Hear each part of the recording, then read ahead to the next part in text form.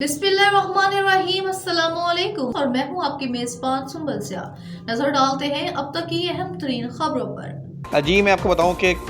कराची की तामीर और तरक्की में हिस्सा डालने वाले ठेकेदार आज सर जोड़कर बैठने पर मजबूर हो गए हैं। वाज़ेह रहे कि बल्दिया उज़्मा कराची में डिस्ट्रिक्ट ADP के बिलों की अदायगियों में ताख़ीर, हरबे और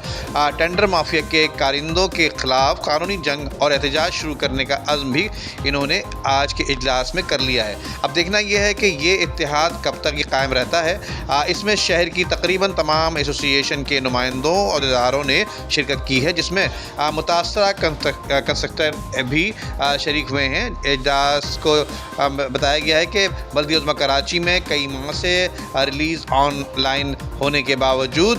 जो है इनके बिलों को मुख्तलिफ हरबों और बहानों से रोका जा रहा है, जिसमें DGP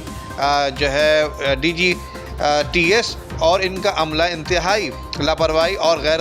ज़िम्मेदारी का किरदार अदा कर रहा है, जिसकी वजह से गुज़िश्ता 3-4 साल पुराने कामों के बिलों की अदायगियों में दिलचस्पी नहीं ले रहे और टाल मटोल का सिलसिला भी इस वक्त जारी है,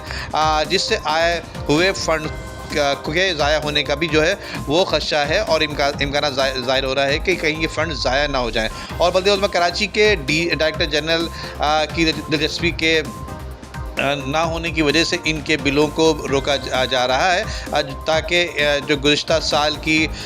239 यानी 239 जाली और गैर कानूनी फ़ाइलों की मज़ीद पेमेंट जो है वो करवाई जा सके। जबकि इजलास में फ़ैसला ये भी किया गया है कि KMC और KDA में हर किस्म के ADP के कामों की निगरानी के लिए एक एक्शन कमेटी का क़याम का फ़ैसला भी किया गया है। जबकि इस हंगामी इजलास में कंस्ट्रक्टर एसोसिएशन ऑफ पाकिस्तान से SM नईम काज़मी, शेख इस्माइल अज़ीम, सिटी कॉन्ट्रैक्टर एसोसिएशन से राहिल शहजाद, राव सईद, मोइन फ़ारूकी, पाकिस्तान कॉन्ट्रैक्टर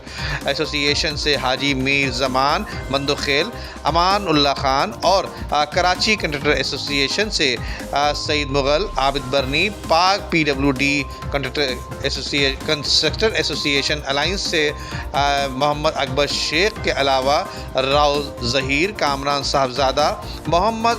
हनीफ मंदोखेल,